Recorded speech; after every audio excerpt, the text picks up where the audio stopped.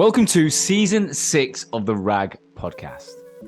Now, for those of you who don't know, the RAG stands for Recruitment Agency Growth, and this show has been around since early 2019. And every week, we are obsessed with finding out how the world's most successful and innovative recruitment agencies and their founders have got to where they are today. In Season 6, alongside the founder's story and the inside information of that business, I also want to focus on the reality of today's economy. There is so much noise about this inevitable recession that we find ourselves in right now. And where it's going to go, is it really having an impact on the recruitment sector?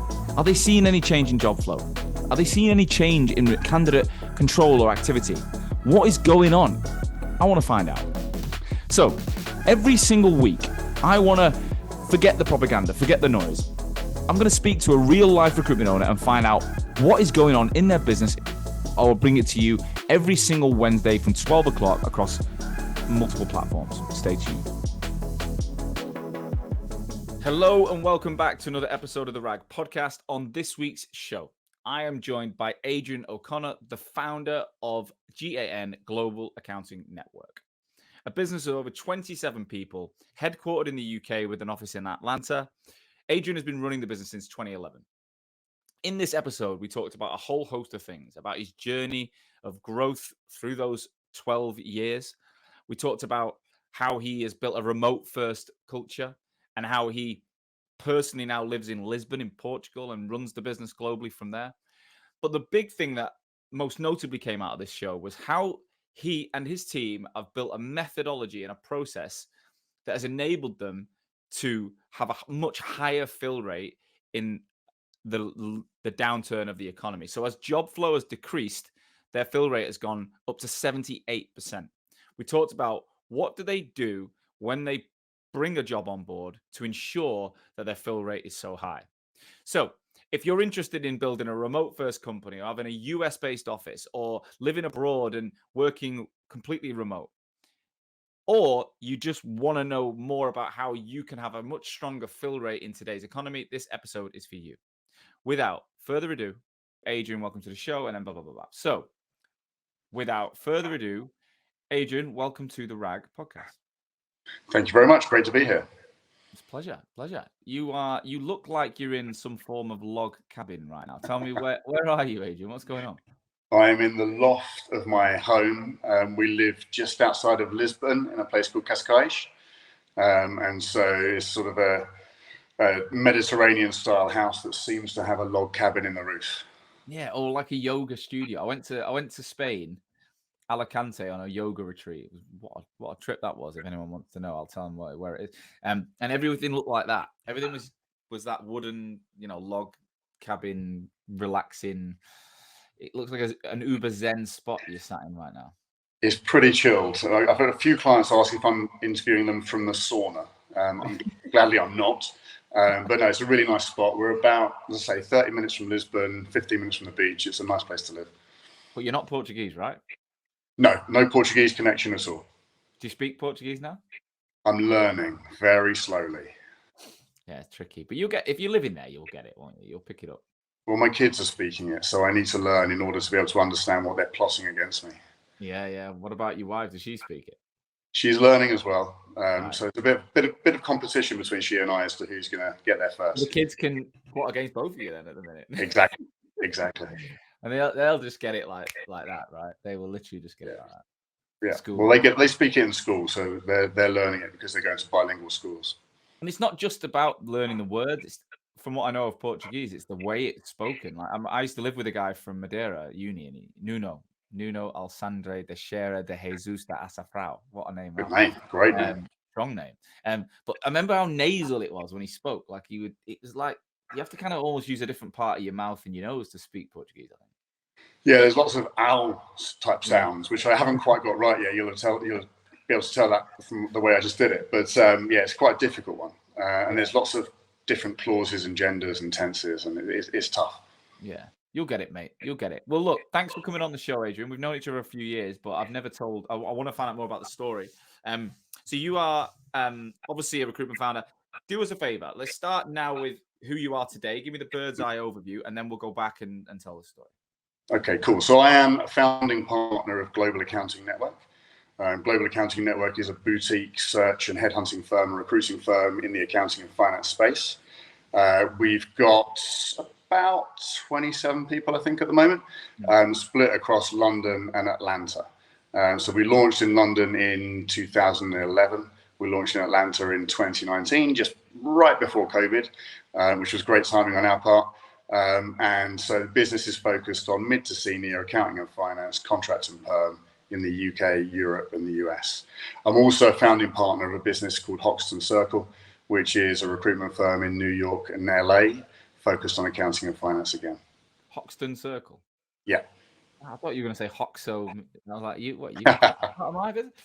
Wow, I didn't know that. Wicked. Well, let's get into it. So looking back at your experience, you worked in recruitment for a while before launching your business. You were at some big players, right? Was it Robert Half and you were also at Goodman Massett?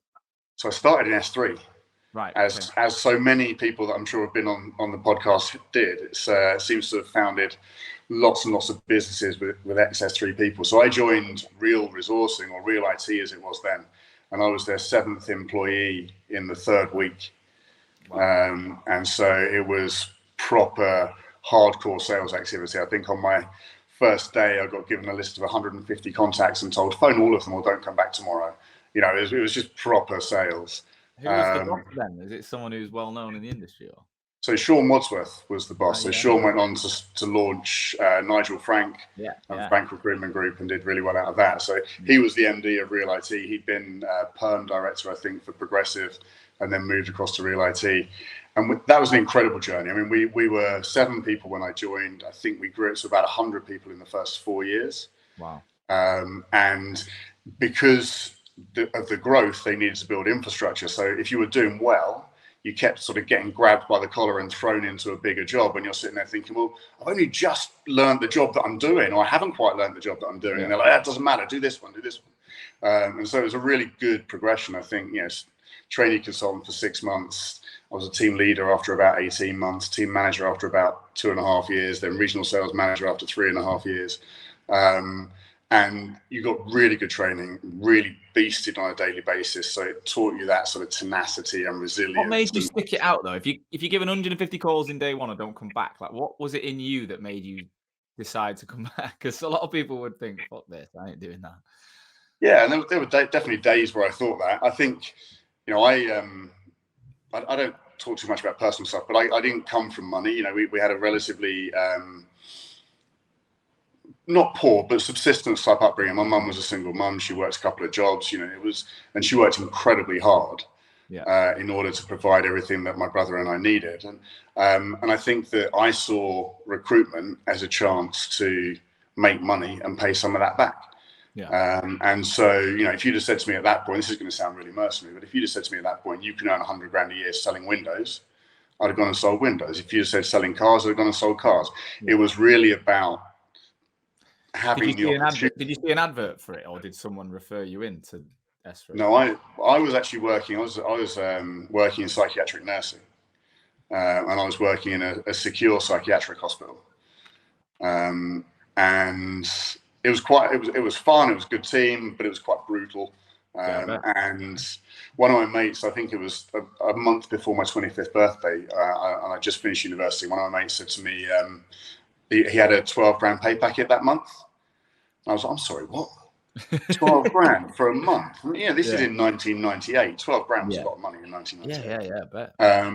I said, how'd you do that? And he said, recruitment. I was like, well, what's recruitment? And he taught me through it. And I thought, well, if you can do that, I can do it. And he worked for Progressive, and they were just launching Real IT from Progressive. And so he got me an interview. Where were you living? Sorry? Where were you living at the time? Clapham.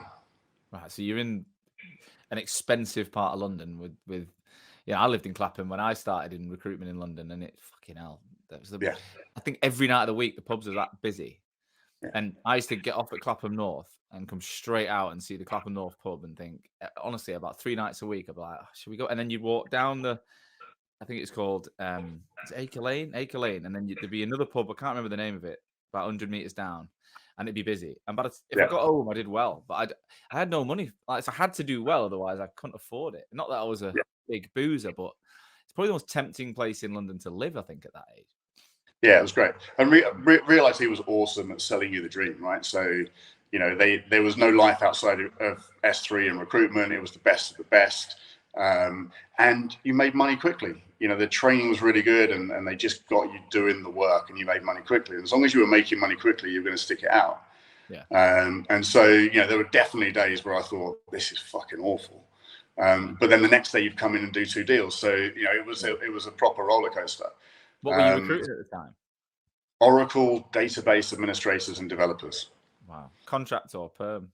Perm. So I launched the Oracle desk, recruited somebody to work in that with me. Then I launched the project management and business analyst desk and recruited somebody to work in that with me.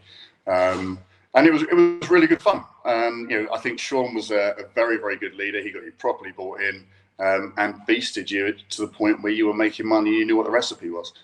And we would go out Tuesday night till 2 a.m, Thursday night till 2 a.m, and you're back in work 7:30 the next day. But you did it as a team, and so everybody just absolutely thrived. Most people thrived. It was good. Yeah. And what made you leave there eventually? So we launched Real IT North, and I was the regional manager for that, and we did it just before the .com crash, and then the towers came down, and mate, honestly, 18 months of phoning people that had never heard of you because we're in a brand new region, just as they're all making redundancies, and getting laughed off the phone because you sound like you don't know what's going on in the world, and spent a year and a half making that business profitable, and just needed a break, if I'm honest. After that year and a half, just proving that we could do it, proving we can make it profitable, and I just wanted to get away. So I took a year off and went to Australia. And surfed and dived and got healthy again, and traveled around and had fun, and made some fantastic experiences and fantastic friends, and then came back and got into it again. So you moved around a couple of places before launching your business. Without going into all the jobs, I guess, what was it about the different roles that made you eventually decide you were going to start your own? I think I got to the point where I was unemployable. You just kind of get to the point where somebody's sitting above you asking you what you think are stupid questions becomes really frustrating. Yeah. And they know you know the answer, you know the answer, but you're still having to go through this rigmarole of answering stupid questions every week or month, and that frustrated me. I think having been, I led a decent sized team in Robert Half. I think I got up to like 60 people, and that was a great business. I really had fun there. But you'd get these sort of messages from the US going, hey, we're doing this globally now. And you're looking at it thinking, no, come on, we're really not. That's not going to work in London. And just the point of not having control over things like that got frustrating. And Dave and I that launched Global, we were frustrated with the way that sort of big corporates just put KPIs in place for KPI's sake that negatively impact the staff, the candidates, and the clients. But you've got to show that you're hitting them, just because that's the sort of corporate message. And we figured we can do better than this. Yeah. Let's get rid of all of that corporate bullshit, and just start a business that does the right things for the right reasons, and see what we can do. And the idea was never world domination. We don't want to be a Robert Half or a Michael Page. We want to do a small-ish growth business that does a great job for candidates and clients, that we have fun running, and that we're proud of. And it's been an interesting journey. And that is one of the reasons, again, why I love these episodes of different mindsets. Like, I do interview people that want to grow the biggest firm in the world, or the fastest growing, or sell for 100 million. But then equally, I love everyone's got their own version of success and happiness. And I think it's important to show my responsibility is to show that there's more than, it's not, growth doesn't always mean the same thing to different people, despite the name, the Recruitment Agency Growth Podcast. So let's go back to the start then. So 2011, you launched it. Yes. What did you take some time out before? Did you go straight in? Take us back to that time of your life. No, so we went straight in. So I finished at Penta, I think, on the second week of September, and we started the business in the third week of September. Right.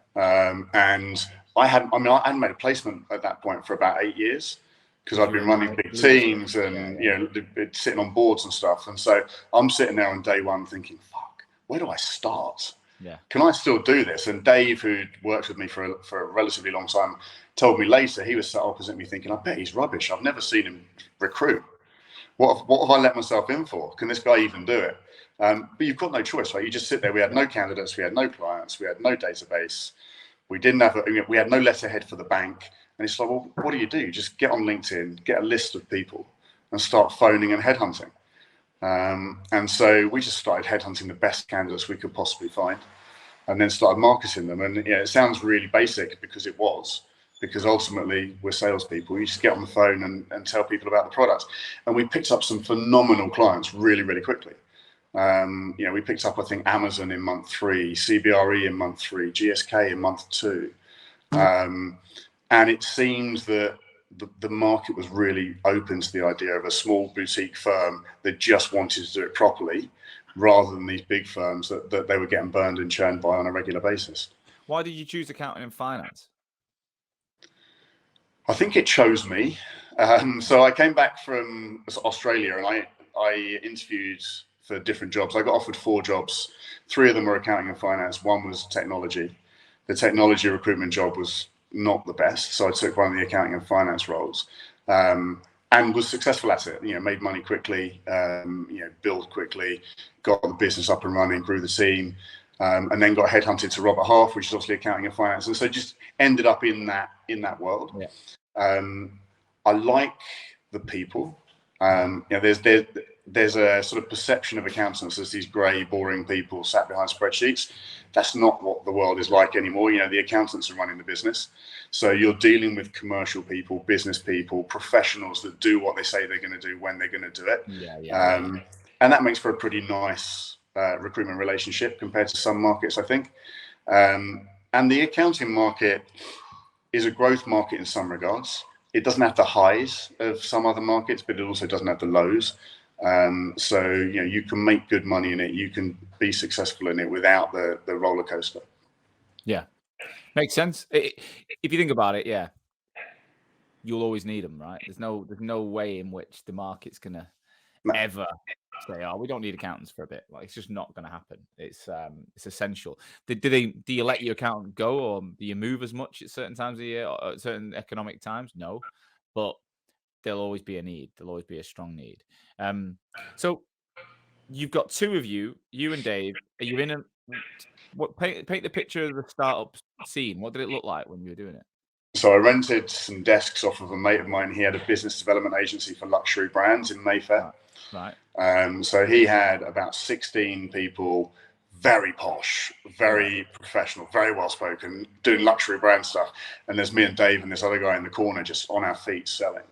And it wasn't exactly a symbiotic relationship. They were looking down their noses at us because we were making loads of noise and selling. And so we were just like, look, this is our corner. Let's just make as much noise as we can, sell as much as we can. And so we were just on our feet, just pitching, booking meetings. And I think the exciting part at the start is that whatever it becomes is what you're building. There is no preconceived ideas of you in the marketplace. Your candidate proposition can be what you want it to be. Your client proposition can be what you want it to be.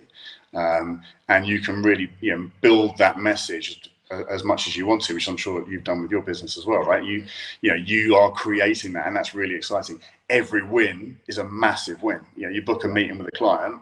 Once you're established, you're still pleased to book a meeting, but at the start, that's a massive win. So it's really, really exciting at the start. And we were in the office early, we were working all day selling, and then running the business in the evening. You're doing all of the bits that you're not good at, the bookkeeping and the invoicing and the administration, all that sort of stuff, in the evenings, because you're not paying somebody else to do that because there's no money coming in yet. Did you tell us about your life outside of work at that time? Like, obviously now you've got kids, you live in Lisbon. What was your life like then? I think I was single. Can't remember. And I was, I had no commitments. I could take 6 months without wages. It was very low risk for me. I had a little bit of money in the bank. I could live for 6 months with no wages. No one was relying on me for anything. I had a house in Dulwich with a relatively small mortgage, and so I could take the risk. So it was work all day, work into the evening, try and run home from work so that I have some semblance of time to clear my head and get some exercise, go out 3 or 4 nights a week, and build the business. And it was a really, really fun time. I bet it sounds incredible, really. What was Yeah. what was going through your mind when you were starting up, and like you say, you've not billed for 8 years? Because I think this is a common thing, right? This is really common that I've met so many founders that I think it's partly why I was probably a little bit why I ended up taking a different route from recruitment to marketing was probably for a while I was thinking I hadn't billed. It was only a year and a half, but I hadn't billed for a year and a half, and I was like, Yeah. do I really want to do it again? Can I do it again? Like, there's daft questions that go through your mind. But what was it going through your mind, and how did you snap out of it? I've got no choice. I've got no money coming in. It's a great motivator to sit there and think, well, I've gone into business with Dave. I've hired somebody else. They're reliant upon me to do this. I've just got to do it. And ultimately, I am a salesperson, and even when I wasn't billing, I was still going on client meetings. I was still winning client relationships, and doing lots of sales training. So the actual process of it is relatively straightforward. Recruitment is not a cerebral job particularly.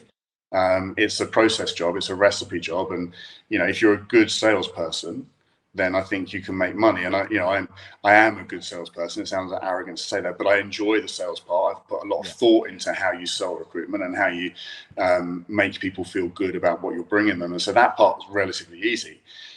It was the motivation of sitting down and going, well, I'm back to day one. It's 150 calls a day again. I've done it before. I'm doing it 15 years on with a lot more knowledge and a lot more skills. Let's just get on with it. Otherwise, no one's going to make any money. And so if you've got no money coming in, it's a real leveler, and you put yourself through it. And that's the bit that I think people need to be confident in, that once they get to that point, they'll do it. There's been the odd story I've heard where someone took an investment, or they've had a massive amount of money behind them, and they don't necessarily have the same level at the start of fight. I had enough that I could probably live for a year, but I didn't want to spend it all, and I definitely didn't. We didn't put a lot of money into the business. It was just like, fuck it. And when you're living in London, and I was living with my ex, and I was still trying to live the lifestyle I was used to living as a recruiter. So it was like quite quickly I drained my finances anyway. So when did it all start to change then? When did the tide turn and you were in a very profitable position and you could then start making different choices? So I set a goal of saying I'm going to start paying myself in 6 months. Yep. So put a revenue goal in and said, okay, if we hit this goal in 6 months, I can start taking money. And we did it in 5. So that was good. We were profitable in year 1. I think not hugely. We made about 100 grand profit in year 1. But 100 grand profit versus 100 grand loss is more than a 200 grand difference. Yeah. And so that was good, and that gave us the money to invest in growing the team and stuff. And I made it sound earlier like we hadn't grown the business. We grew relatively successfully. We had 100% growth in year 2. So we did $750,000 in year 1. We did 1.5 million in year 2, 2.25 in year 3, and so it was steady growth. Very good. Very good. And how many people did you hire in those first couple of years? So we got up to 7 people, I think, in year 3. The growth plan was always to be circumspect. We never wanted to be in a situation where we'd over recruited and we're having to let people go because of our mistake. We always want, if we're bringing people in, it's because we know it's sustainable growth, and provided they do what they need to do, we can sustain their position and develop them. And so we always took people on cautiously. We never wanted to let people go because of either economic conditions or performance of the business. So we invested in headcount. I think we were 3 on day 1. We got to 5 or 6 at the end of year 1. We got to 7 or 8 at the end of year 2. We got up to about 25 people, I think, pre-COVID. Right. And that was 3 or 4 people in the US and the rest in the UK. We didn't let anybody go through COVID, so we protected everybody's jobs. That was a big commitment we made to people at the start. We took advantage of some of the schemes and stuff, but we maintained everybody's jobs and protected everybody, and then saw a bit of attrition post-COVID, and we're back up to around 27, 28. So headcount growth has never been huge. It's always been circumspect, but the performance of the business has always been strong. Are you spending hours on LinkedIn and cold outreach and want more business coming to you over your competition? Well, if you're the founder or leader of a recruitment agency, here's what we can do for you. At Hoxo, we'll give you the training, support, and resources to take you from what I call an offline recruiter, reliant on posting jobs and sending in mails, to open up new customers, ultimately looking like every other recruiter on LinkedIn, to being an online recruiter, being seen by over 25,000 relevant people, driving a 200% minimum increase in engagement on your profile, and seeing daily lead lists from LinkedIn that you can follow up with in 6 weeks' time. And if you don't perform, you don't pay. Now, why can we make such a bold, results-driven promise like this? Well, it's simple. There's 2 reasons. Firstly, whilst I've been building the RAG podcast, we've actually done what we say we'll do for our clients. In less than 2 years, we actually built a business generating from 0 to over 1 million views per month on LinkedIn, leading to multi-million pound revenues with a sales team of me plus 2 people, without making a single outbound cold call. Second is our track record. Not only have we done it ourselves, but we've helped over 350 agencies and over 4,000 consultants do it as well. It all in the last 3 years. Now, if that sounds of interest to you, click the link associated to this episode and we can book a call and tell you how we can help. Right, let's get back to the show. So if we look at your role in the business then, how did that evolve? So, you've managed big teams, 60 people or so. Like you said, you go back to the grassroots, you start enjoying it, you're doing well. I imagine you contributed a large amount of that billings in those first few years. Yeah. Did you remain on the tools? I think you're still on there a little bit, aren't you? Like, what's been the route personally through this? Because one of the biggest challenges you see in recruitment firms is that decision. What do I do? Every recruitment owner without massive investment has to rainmake in the first few years, but then the decision to change or not can affect the trajectory of the business moving forward. Yeah, so I build probably for the first 4 or 5 years. And build reasonably big. It was 600K a year, which was decent for a business of our size. And then I think year 4, I started to give out some of my clients to other people because I needed to scale the business. And you can't scale, as you alluded to earlier, you can't scale if it's all you doing it or if it's more you than it should be. So I started to give out my clients. I'd say year 5, 6, 7, I probably didn't bill. Or didn't bill much. We recruited a managing director in year 6. So a guy called Matt Wadsworth, who's still with us, he's brilliant. And that was a big step for us, right? That was, me handing over the keys to somebody else is quite a big step. And we interviewed a lot of people. And even with Matt, sorry? Why'd you even hire MD at 6 years in? Talk us through the journey there. I think you realize what you're good at and what you're not good at.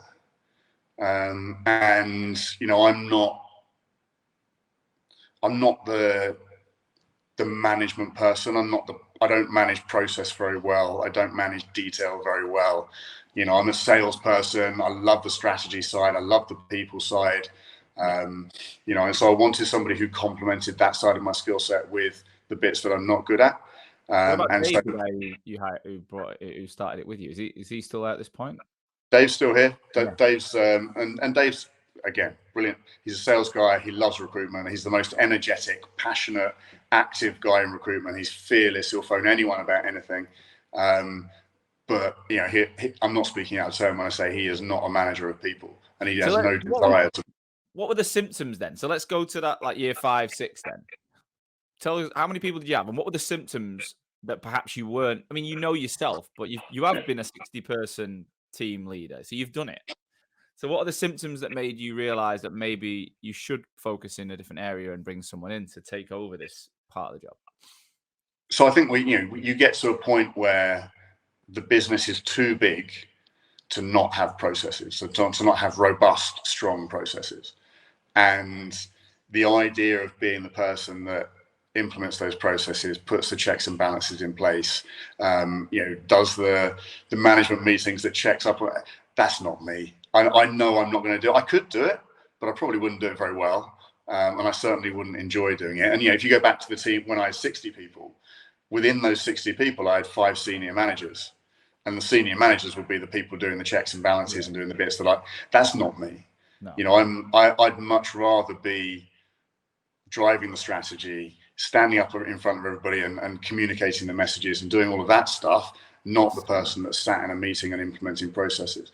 And so we were at a stage where if we were going to grow further, we needed clear, well executed, well managed processes that the idea of doing it just filled me with dread. And so you know what you're good at, you know what you're not. You want to scale. When you say the business is too big, again, what are the symptoms? How do you know what? Because some people haven't got to this point yet. So what's going on in the business that tells you that we're dropping the ball here, or we need to change? Things are not quite where we need to be. So when there's a handful of you, you all know basically how each other works. You all know basically everything that's going on in the business, and you can do really well. As you get beyond that point, then you need proper processes. You need, and someone new joins, you need to be able to give them a manual and go, everybody works in this way. This is the recipe. This is how everybody works. When this happens, and we didn't have that.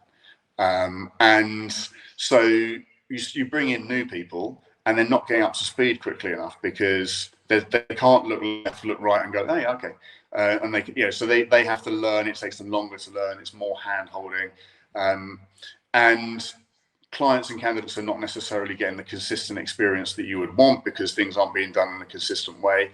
And we don't want to take that too far. We don't want to hire a load of automatons and just sit there and have them work a recipe. We want entrepreneurship. We want autonomy. But at the same time, we need processes. And so when that started to creak, there were two choices. It's either I get my head down, develop these processes, and start to implement them and really tightly manage the delivery of those things, or I get somebody else to do it. And so Matt is brilliant. He is entrepreneurial. He does have the flair, but he really enjoys the process side. He really enjoys all of that implementation piece. And so bringing him in to complement what I do was really, really useful. And so bringing him in, I didn't recruit for a couple of years because I was helping him get up to speed. We were doing a lot of planning and a lot of growth strategy, and I was focused on training and development of new people and building out the client base and stuff. But then when we launched the US, I got back on the tools again. And so that potentially that was an error on my part looking back, because we probably should have recruited somebody in the US to do that. But in fact, what we did was launch it from here. Sorry to interject. So again, because you've not got this necessarily massive plan when you start, right? But you did call it Global Accounting Network, which is kind of big picture thinking, right? You didn't call it like Bromley Accounting Network. You called it, so you got a big mindset. Why did you launch in the US? And we're looking at 2018, 17. You're probably starting to think about it. You launched in 19. What was why were you thinking of that? So we wanted to go into some growth markets, some less congested markets. There were at that time fewer recruitment companies in the US than there are in the UK. It still is now, yeah. Yeah, so that's a staggering statistic when you think the market is 4 or 5 times the size, right? Yeah. Now, that doesn't mean there are fewer recruiters. There are more recruiters, but they're working for big companies. The proliferation of big companies is far higher. And I think at one point, Robert Half in the accounting and finance world had a 40% market share in the US. Now, that creates a massive opportunity because, what we saw over here when we were pitching against the big companies is that oftentimes people use the big companies because they feel they have to, because those people are ubiquitous. But the business model of the big companies, as we saw when we worked there, isn't always as good as it could be, in my opinion. So we saw it as an opportunity to launch a boutique firm and solve some of those problems again. We looked at some of the less well-trodden paths. So we didn't look at New York, LA, San Francisco, Seattle, Washington, because those markets are as congested or almost as congested as London. We thought, there's loads of money in some of these secondary markets and there's much less competition. If we're going to invest £1, where can we invest that £1 to get a better return? London's expensive, it's congested, it's a bit of a Me Too industry at times in London. So we looked at the US, margins are higher. And so we looked at Atlanta, Nashville, Austin, Houston, Dallas, Charlotte, and Raleigh, because we wanted to look exclusively across the South, and settled on Atlanta. Right, beautiful place, I believe. I've flown in a few times, but never actually got out of the airport in Atlanta. The world's busiest and most efficient airport is what they tell you while you're waiting an hour for your bag. I know. It's a cool city, so it's quite neighborhood driven. You need to know which parts of it you want to go to. But it's got a really cool atmosphere to it. We put the office in a big converted warehouse. The first 2 floors of restaurants and bars and shops. The rest are offices and apartments. So it was quite in line with our office in Borough Market at the time. And so it's quite brand aligned, and it's some really cool people working there. So you personally launched that yourself, did you say? Like that was your job? Yeah. So I think looking back, we potentially would have done it differently. We probably would have hired somebody in the US to do it. But the feeling at the time was that you're not going to hire somebody who's going to be as passionate about it, as motivated by it as you are. And Matt had a really good handle on the UK business and continues to do so. So it freed me up to do that. And you moved out to Atlanta, did you? No, so we started. That was the plan originally, but it was myself and another guy, basically back to day one again.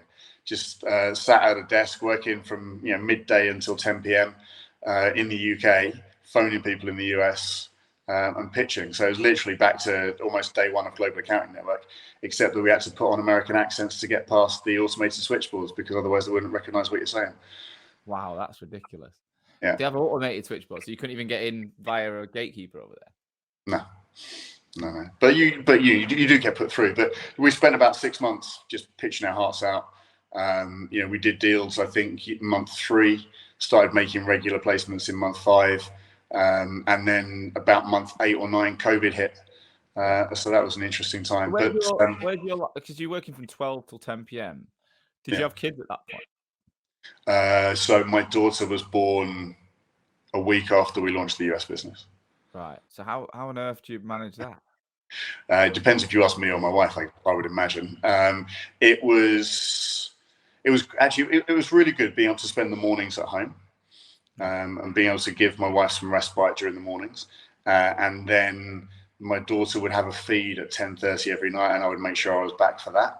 Right. And then I was out of the house for the rest of for the day, just banging the phones and trying to win business. But I think having those mornings was really useful, and I continued to do that. My son was born during COVID. I was still working US hours, so it's been really helpful from that perspective. Yeah, I suppose at the end of the day, as long as you're there for a part of the day, and I mean, I've got my first child coming in September. So congratulations. Thanks, mate. Yeah, I've got 2 stepkids now, 8 and 9, and nearly 10, which is a different challenge. Yeah. But it's having a baby is going to be bonkers for me. And I'm already thinking about the kind of strategy to how I support, but also stay on the tools and carry on with I don't want to drop the ball at work, but I also want to be there and be present. I think working from home helps. That it's funny. My office now is the nursery, so in like.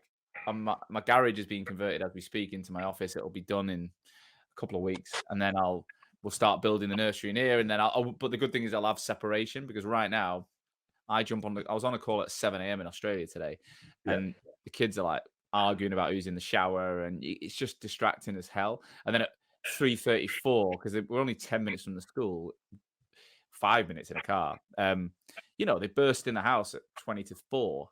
And it's like, what we eating, what we doing, running around, dogs go crazy. And it's really hard to keep that momentum. So, having my own office that is a yard away from the house, but it's locked, it's confined, it's my space. I'm so looking forward to that. But then it's I had during COVID as well. My son was like a year old and my daughter was 3. And my daughter would sit outside my office door just saying, I want daddy. I want daddy. And I'm on a Zoom call pitching for business. And, it's people got used to it, I think, during COVID, but having that separation is really important. And I've taken a little service office here, which I work in most days, just to continue that separation. Do you think it rests on the strength of the partnership with your wife or your husband, right? It's like, if they believe in you and they give you and they understand it. Like, I've been communicating to my wife consistently over the last 6 months about, how I want to do what I'm going to do when it's born. So I don't think there'll be any surprises of me being out there for a certain amount of hours, but coming in and helping at different things.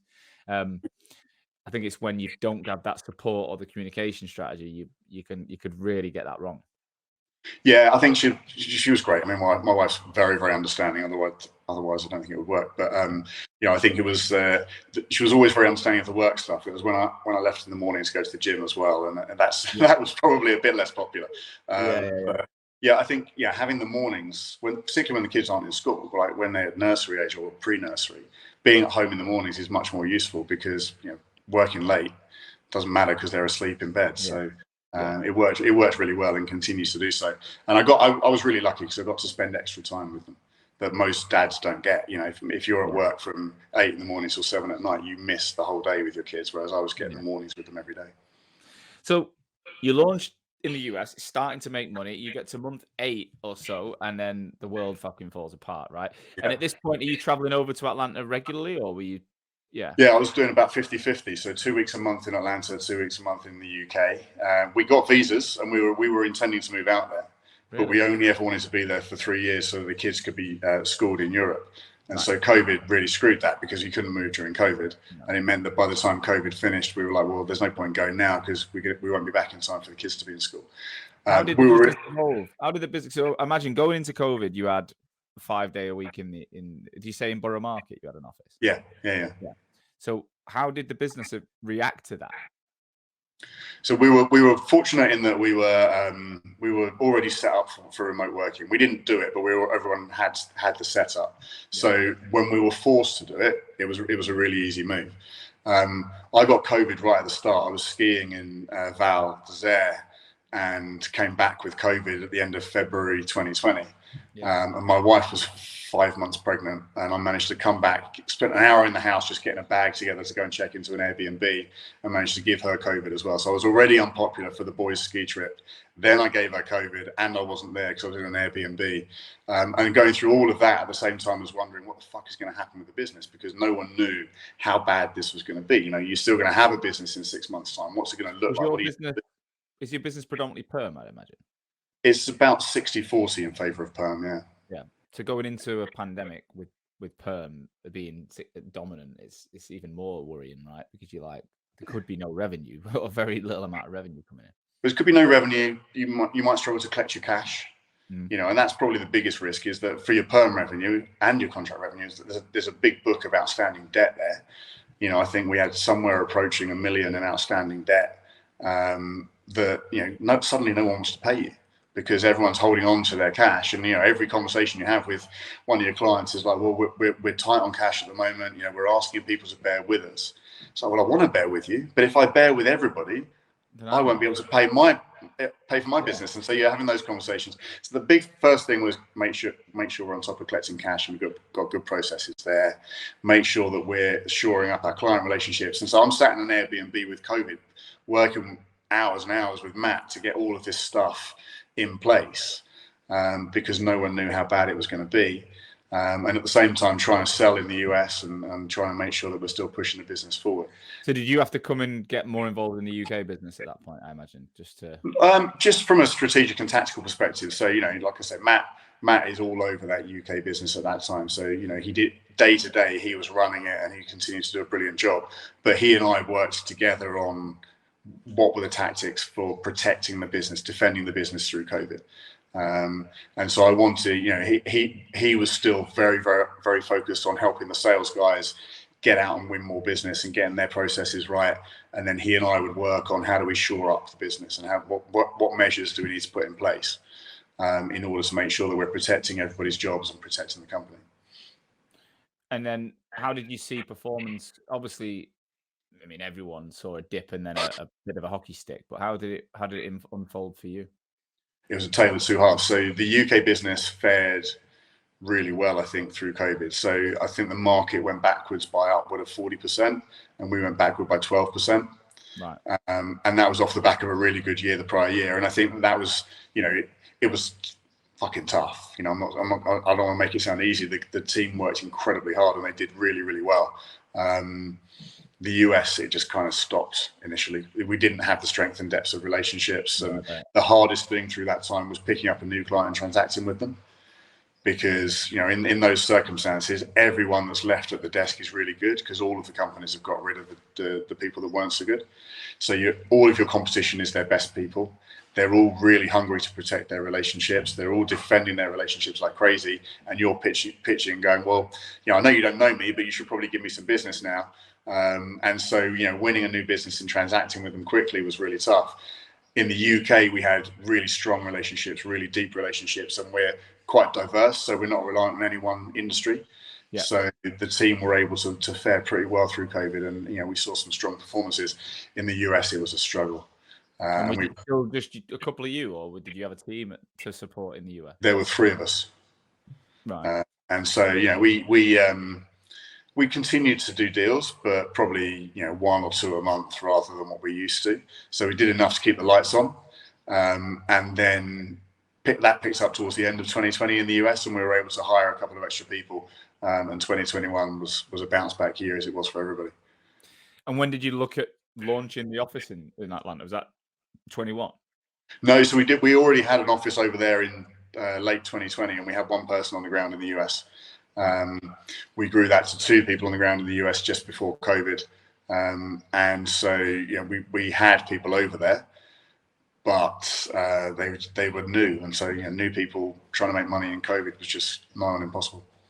For everyone who wants to launch in the US, like obviously it's a whole episode on its own, but yeah, any high level things you learn that you could just a bit of advice for anyone who's listening who's like, I want to launch in the US, because my understanding is there's a lot of complexities to it. It's not as simple as saying I want to just launch in the US, and obviously the margins are higher, the notice periods are shorter. There's not as many recruiters. We know all these. Everyone seems to know that, is just why it's this kind of golden bullet. But there is still an element of challenge, and you need to know what any advice you could give people that they just, even if it's just to check that out or think about that. It's always going to be harder than you think it's going to be. And so, the biggest difference in our market is how recruiters are perceived. So one of the things I like about the accounting and finance market in the UK is that there is quite a strong regard for recruiters. It's a professional industry working with professionals, and you're regarded pretty well and treated pretty well compared to some other industries. That's not the same in the US. It's a very transactional approach to recruitment. Right. And so, they don't expect necessarily to meet you. Yeah. And so there's a bit of re-education at the start. If you want to do it properly, you want to meet your candidates, meet your clients, provide a proper solutions-based service. There's a lot of re-education at the start as to why that should happen, because clients just want to fire you a job description and send you on your way, and candidates want to have a 10-minute chat with you on the phone and then get you to go and do a load of work for them. And actually, if you want proper results and you want to do it well, you've got to educate your clients as to why they should meet you, why they should spend 45 minutes to an hour briefing you, why a retainer is good. And so there's a lot of work there to get them to see things in the way that we want them to be seen. They're quite fickle at the start, I think. And I know that's somewhat the same in the UK, but I think it is far more transactional over there. Talent acquisition teams have a lot more influence as well, right? So you're trying to find a rogue buyer, a director or a VP that's going to go to war for you and get your terms signed. Yeah. That's much tougher in the US as well. Wow. See, I've been told by other people that recruiting is such a higher brow role in America than it is here. Classic recruitment agencies here can be classed as, salespeople, like car sales, whereas over there it's a more professional, well-respected role. So you kind of challenge that notion. Yeah, I don't think that's. I haven't seen that. I think that maybe it's our market, maybe it's the South. Maybe. But I think that they're just. It's an arm's length transactional relationship, predominantly. Certainly with clients that are used to dealing with the bigger recruitment firms, and you've got to educate them as to why it shouldn't be like that. Has that paid off though? Going in there with a UK based mindset, UK based process, ultimately it could be a bit slower than they expect, because you want to meet them, you want to meet your candidates. You're talking about a much more thorough process. Has that paid off in terms of you're beating the competition that aren't doing it? You're providing a better service. It pays off in loyalty, right? So it's a harder battle to get them to do it, but once they do it every time. Yeah. And we've got significant clients, 9-figure turnover clients that only use us now because of the way we've been able to show them how recruitment should be done. Yeah. And so it definitely pays off. And the amount of retained business that we've won from clients that have never done retainers before is phenomenal, because they're all pissed off with the churn and burn. I had one client who, one of the big recruitment companies had sent him 10 CVs. he'd gone, well, I only like 2 of them. Can I interview these 2? And the recruiter had gone, yeah, I haven't got time to do that for you, but here's their email addresses. Reach out to them yourself. And when you look at that as the base point, and this is a big recruitment company that's doing well, and then the opposite of that is, well, we'll arrange the whole thing for you. We'll take a retainer. You meet 4 people. Of those 4 people, you take 2 forward to finally make a hire, and that model pays off every time. You definitely get that loyalty and you get that repeat business. Yeah, makes total sense. So we're coming out of the pandemic, and we're only a couple of years ago, right? And you said there's no point now in going to the US because of the kids. Where's the business at this point? And then obviously you made the choice to go to Lisbon, right? Which I want to explore. So where's the business at this point, and what was going on in your life that made you decide on the next phase? So the business was, so we're talking about the end of 2021, the business was 5 people, I think, in the US. Right. And probably back up to 14, 15 people in the UK. We were doing well. Revenue was good, profit was good. The UK business was seeing growth. The US business was seeing growth, but the US business was too heavily reliant upon me. So we're kind of in the US business, we're back to where we were 2014, 15 in the UK, right? I'm doing 500 or 600 grand a year.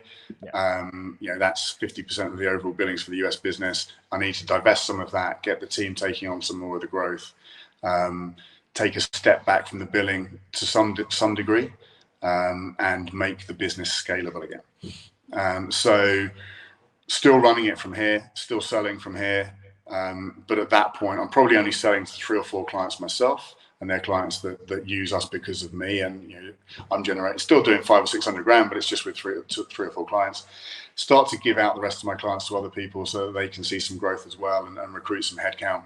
And then about the end of 2021, promoted Matt to look after the US as MD of UK and US as well, so that I could focus on the business rather than in the business.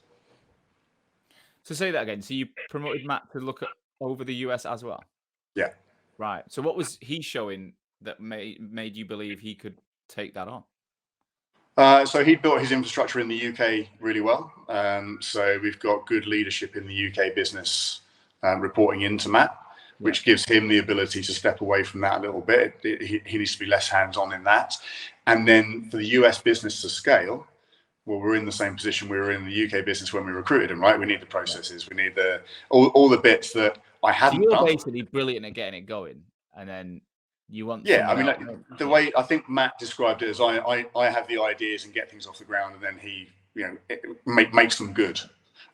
So, I definitely, I love the ideas, I love the strategy, I love the planning, I love getting things off the ground. I'm happy to get on the phone and sell and lead by example. Yeah. As soon as it becomes about, putting structure and stuff in place, I'm like, no, let me launch the next thing. Yeah. It's a really healthy relationship, though. It's a really healthy. And where does Dave sit? Is he still in that UK business billing? What's Dave's role? Yeah, so Dave's like I said to you before, he's the most enthusiastic, most active, most positive man in recruitment. He did 300 grand in Q1. Wow. On a perm desk, which is just phenomenal. And the guy is just a machine. And he's a great sounding board. He's on the board. He sits in the board meetings. He looks at things totally differently from me, which is always why he and I have bounced off each other really well. And so he's a great third partner with Matt and I. That's amazing. And you are, like you say, you are very different. So you bring Matt in. What can you remember when it was that Matt took over that US business? End of 2021, I think. Right. So then you've had what? Best part of just over a year and a half, 18 months or so. Yeah. So then when did you go to Portugal, and how did you make that decision? We came here a year ago. And you know what?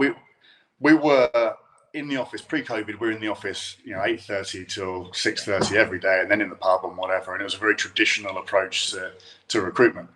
And then through COVID, we're all remote. I was the only person going into the office at all. And and I think it worked. We were successful. We were billing, and people were happy.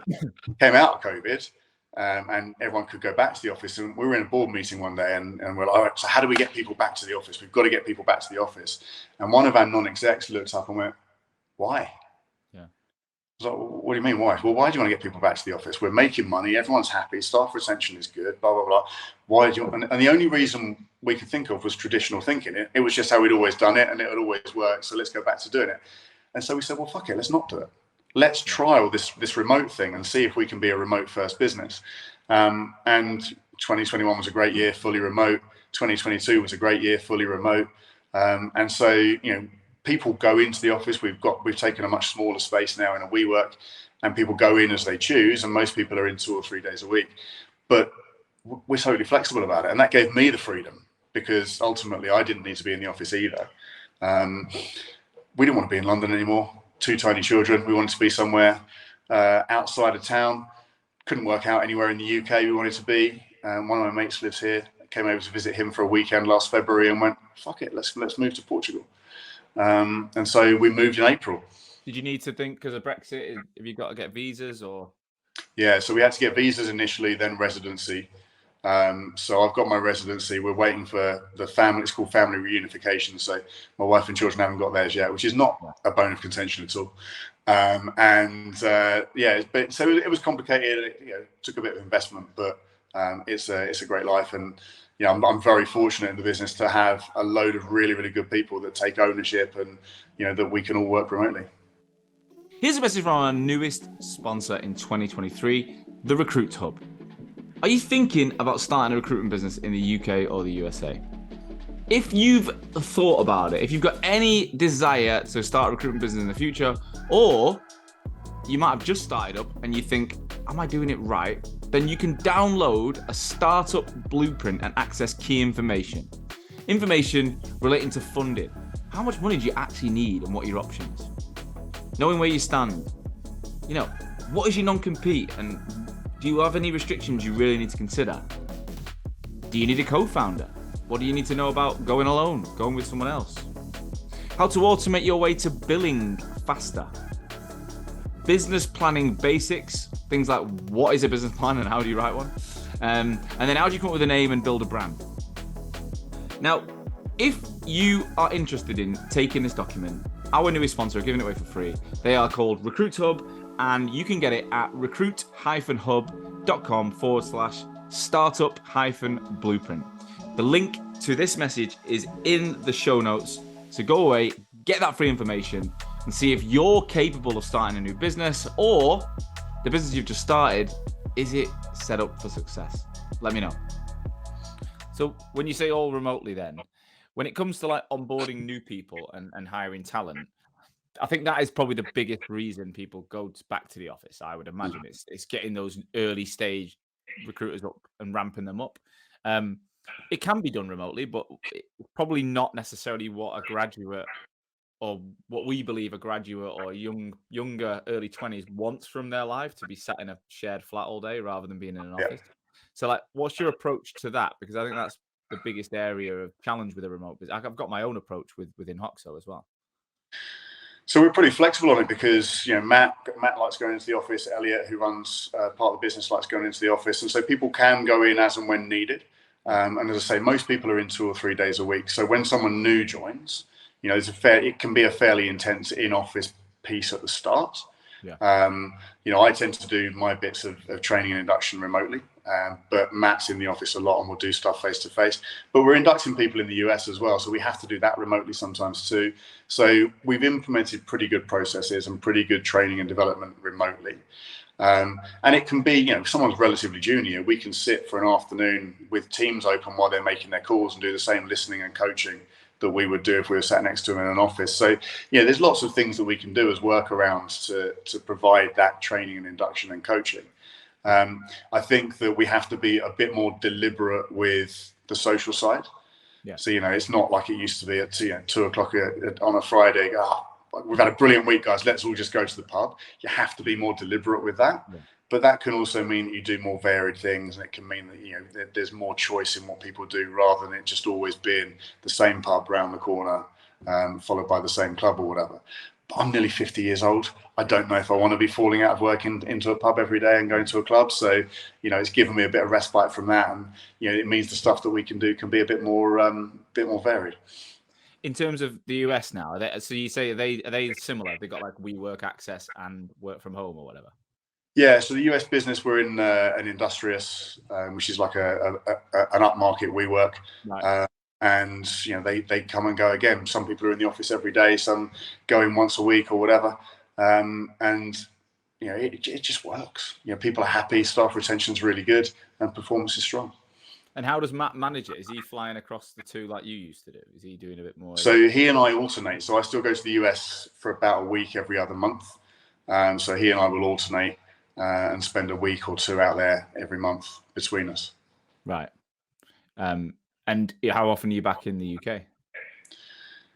So I visit the UK reasonably frequently, but I don't work in the UK that much. Yeah. There are some sort of complications with regards to HMRC and stuff as to how much time I spend in and out of the country. Yeah. So I don't work in the UK very often at all. No. Right. And I visit family for birthdays and stuff like that. Yeah. But unsurprisingly, people are pretty happy to come out here rather than me go there. That's what I was going to say. Have you managed to get the team out and invite them out to see? Not yet, but there's some people coming out for my birthday in July. And we'll probably do one of our company weekends away in Lisbon relatively shortly. Oh, mate. Lisbon's a location I've never been. I really, really, really want to do it. How would you describe in the last 12 months then, the lifestyle of what's it really been like trying to embed yourselves in a country where you don't even speak the language and So it's great actually because so many people are moving here and everyone's rebuilding their network. Yeah. So there's a real hunger amongst everybody to be social and do sport and get out and meet people. And, so you build your network really quickly. And then when you've got tiny children, you meet parents really easily. And my wife is like super social. I'm a bit of a grumpy old man. She's super social. So she's out all the time meeting people. And then I get to meet people through her. And then because my mate lives here already, we got into various sports and surfing and paddle and whatever. And you meet people through that. And so it's a really easy way to rebuild a network. And then with still working US hours a lot of the time, I get the mornings to go and play sport, go to the gym, spend some time with the kids before they go off to school. And so then start work around 12 and finish later in the evening. So it's been a really nice experience. I think that I'm starting to work a bit more UK hours, so I have some evenings to myself. But overall, it's sunny from March until November. That you can be in the sea from April to September, October. It's just a really lovely lifestyle. What about cost-wise? How does it compare to London? So a couple of bits and pieces are more expensive. Just like the amount of expats coming in, flooding the market means that property is pretty expensive. Yeah. Cars are ridiculously expensive because Portugal taxes them to death. Right. So, to replace the car that you have in London over here would be twice as expensive. Other than that, it's pretty cheap. Yeah. It's considerably. We've got 3 people in our business living in Portugal, from Portugal. So I want to get myself out. I mean, I've been to Portugal, but I want to get myself out there to see them as well. What I love about what you said it from the very beginning. You never had the ambition to be a Robert Half. Like it was never part of the journey to do that. But you have built a global business with that. I believe it kind of fits around not only your lifestyle, but your personality and your aspiration. Like it seems to be like you've created something that suits you and is allowing you to live a life that you truly want. Yeah, I think to some extent I fitted my life into the business for a long time as well. And so the first 5 or 6 years you live to work. That's all you're doing. Yeah. So to come out of the back of that and have really good people in place that gives me that flexibility, I think I'm really lucky. I think some of that has been by design, some of that has been, by luck or sort of amorphous, but it's all about having the right people in the right places to enable everybody to live the life that they want. And I think that, we're a very flexible, entrepreneurial, autonomous company and people can fit in around their lives. We just hired somebody who's got a 9-month-old baby, and she's balancing having that baby, working, being remote, coming into the office. And it's really lovely as a business owner to be able to provide that level of flexibility and autonomy, because I think that's what modern life is about, and that's what people want from their careers. We have lost people that wanted to be in an office all day and wanted the camaraderie and the social side that brings, but I think we balance that out by being able to bring in really, really good people that want the other side of that. we do want to grow the business. We're looking at other locations, other territories. We're looking at what's next. We launched a data science and data engineering division about a year ago, so we're looking to grow that on. So there is growth in the pipeline, and there is growth plans, and that's, as we've established, that's the bit that I really enjoy, is getting those startups going. But it still has to fit within the values of what we're doing. So two questions I've got for you to finish is, what is the current economic impact on your business today? Like, how are you finding things? And then I want to talk about the future. So, we are now Q2 2023, early May. I think we both agreed offline that we had an amazing quarter in Q1, and then it's been a bit slower. And I'm hearing similar things across the board. So what are you seeing from a bird's eye perspective across your business at the moment? So job flow is down, and it's down in excess of 10% year over year. Right. But for us, our fill rate has gone up. So our fill rate went up from 63% to 78%. So even though our job flow went down, our fill rate more than compensated for that. So the net result was similar, or if not as good. Yeah. So and I think we did a lot more retained business, and so we've adapted our model to try and make more from less. So if the market's turning, and look, we're a business of 25, 26 people, right? So the UK recruitment market is 60 billion.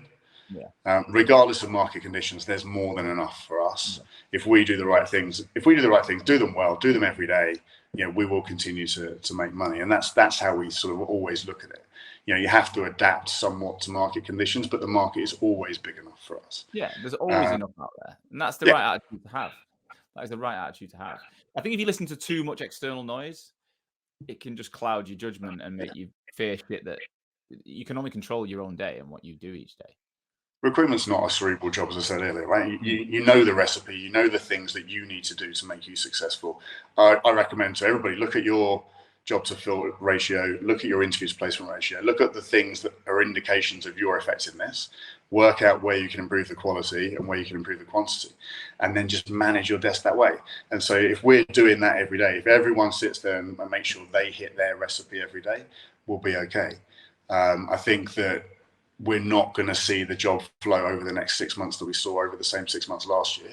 So we've got to be more effective in that. You need to be more protective of the quality of those jobs, right? Because if you're sat there with 4 or 5 jobs and they're all shit because you've taken on business that you shouldn't have taken on, you're kidding yourself into thinking you're going to make money. Yeah. And you'll work hours and hours and hours for a client that's got no commitment to using you. So you're better off having fewer jobs, but having them retained or having them exclusive and having a proper plan in place that everyone's bought into. So your fill rate improves and you're only busy on things that can make you money. And that's how we work, regardless of market conditions, but it's even more important in those conditions. Do you have like a scoring system or a process internally that enables whenever there's an opportunity, it's like, right, we need to measure this now. We need to think about this. Or is it more of a common sense from a recruiter perspective? I mean, there are certain things that we just won't work. So if a client won't meet you, even over a video call, if they won't meet you, not interested.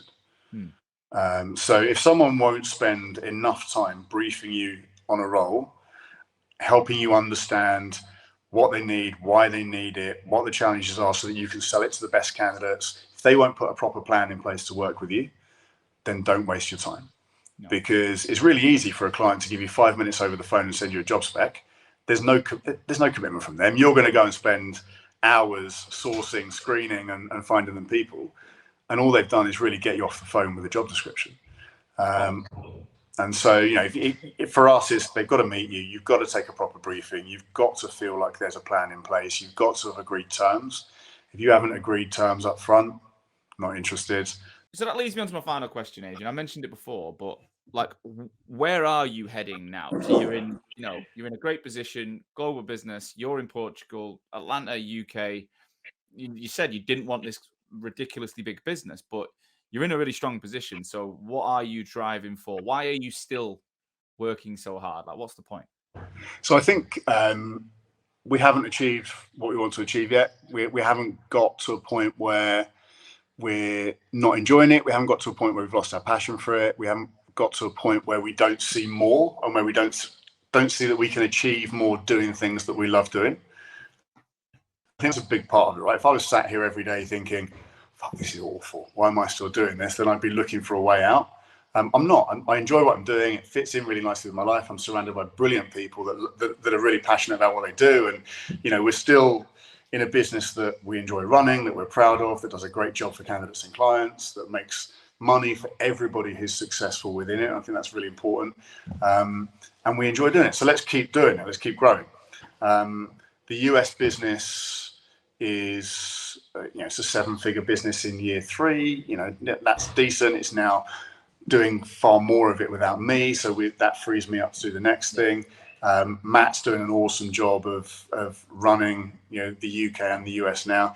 Data is relatively new, so we've got to grow that, but we're looking at potentially other international territories. So I've got conversations with people in other countries. We've just hired somebody in a different state of the US, so there's potential to build something out there. So there's so much opportunity. It's almost a case of sitting there and going, well, let's pull back a little bit and break these opportunities down and look at where we should go next and why.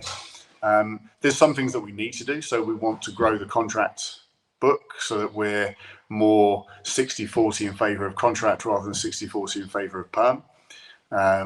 So that's a big focus for us at the moment. I think the data business should be quite contract driven, so that will help with that.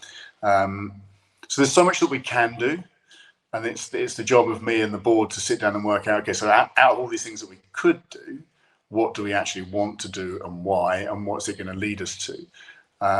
At some point, the business should be taken over from me by the people that are running the business more day to day. So there's an opportunity for Matt and for Elliot and some of the other guys further down the line to take over a big shareholding and for me to take more of a back seat so that they can take the business on the next part of its journey. Logical place to be. But none of us are there yet because we've still got lots of growth and lots of opportunity and lots of things that we want to build out. So my actual final question, based on you saying that, I've got another one, is what is your job like now then? So what do you actually do? Because you have got it to everything seems to be ticking without your direct input. So what do you find yourself spending your time on? You're going to make it sound like I don't do very much now. You're a lazy bastard. Yeah, exactly. I just sit in Portugal doing fuck all. So as I say, I have peaks and troughs of being on the tools, right? So January, I had 5 or 6 people all come to me with retained assignments. And so suddenly you're like, well, all right, I'm going to be busy again for a while. And so don't see much of the kids at that point and, working late into the night. So I still do that. And that generates a decent amount of income for the business. Mm-hmm. Matt and I still work very closely on the strategy and where we're trying to get to. So lots of work over the last 3 months on the next 3-year plan. So what territories, what markets, how do we grow contracts, all the strategy. So he and I will work on the strategy together. We'll work on the tactics together, and then he's very good at implementing it, and I assist where needed. So there's lots of work around that. I still do a lot of training. So I said to you earlier, I'm a salesperson at heart. I love being a salesperson. I don't think we should ever apologize for that. No, me neither. I think the only reason people have a bad impression of salespeople is if they're selling in the wrong way or they're selling them something that's not right. Yeah. And actually, people don't like to feel sold to, but if you can sell the right thing in the right way to someone that needs it and sell it well, then that's actually a really useful tool. So I take a lot of time in the sales processes and writing the sales training and delivering sales training. So all sorts of stuff. Do I work the 12 to 15 hours a day that I used to work? Probably not. But am I still in a full-time job? Definitely yes. And look, I think it's as I said, I think you're in a brilliant position. I think you're in a genuine position that a lot of people listening to this will want to be. Like, you've not figured it all out. You're not finished. I'm not suggesting that, but you have reached a level in, what is it? Is it 12 years? 12 years? 12 years, yeah. You've reached the point that, and again, I think so many people have this like short term, I've got to hit 1 million in this, this many people.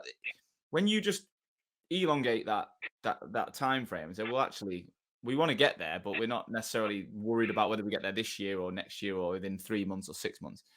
I think a lot can be done, and you're a testament to that. Yeah, you always start the business thinking, yeah, we're going to sell it in 5 years. We're going to be millionaires in 5 years and whatever. And yeah, how many people actually do that, right? So, did we achieve what we thought we'd achieve as quickly as we thought we'd achieve it? No. But 80% of UK recruitment companies never get past $1 million in net fee income. No. And we did that in year 2. So am I proud of what we've done? Yes. Do I think we've made a shitload of mistakes along the way and we could be further along? Without a doubt. Are we going to make a shitload more mistakes in trying to get to the next place? Absolutely. But we treat people well. We have fun. We built a good business. And we're pretty proud of where we've got to. I think there are companies that are bigger than us. There are companies that are better than us. But, we are where we are. Well done. Look, thank you so much, Adrian. I've loved it. It's been a pleasure. If anyone does want to reach out to you, pick your brains on anything about the US or even living in Portugal or working remotely, whatever, are you open to that if they just drop you a note on LinkedIn? Yeah, of course. Always happy. Yeah. Well, that's what I'm hoping that people will. I know we usually get feedback that they do. I'd love to get you back on in the future when, you've perhaps gone down the new global routes in different ways and see what actually evolved in the next few years. But you stay safe, look after yourself. Don't get too much sun, mate. You're pissing me out. You're pissing down. I'm looking out the window at the UK rain thinking, I've made a bad decision now. Portugal is, I definitely recommend Portugal. If you've got the opportunity, do it. Mate, well, I hope people make that choice. Take care of yourself and we'll see you soon, okay? Thank you, as always, for listening to today's show. I truly, truly hope that you got value from it. That's the only reason I take time every week, is to ensure that my audience, future and existing recruitment owners, are learning from each other to make this industry that I love so much stronger. Today's episode was brought to you by Hoxo Media. I am the CEO and founder of Hoxo Media, and we are the world's leading content marketing and personal branding agency for recruitment businesses specifically. So we are working with over 200 agencies and 2,000 recruiters right now, both managing the brands, producing content, building written, video, podcast content for niche recruitment agencies all over the world, as well as coaching at a desk level individual recruiters in your businesses how to be better on LinkedIn. That's how to brand themselves. That's how to produce content. That's how to use the opportunity on LinkedIn to get traffic to their profiles and turn that into business. We're coaching people all over the world every single day. If any of that sounds of interest, please do visit www.hoxomedia.com or drop me, Sean Anderson, a personal message on LinkedIn. I would love to talk to you. I'll see you soon.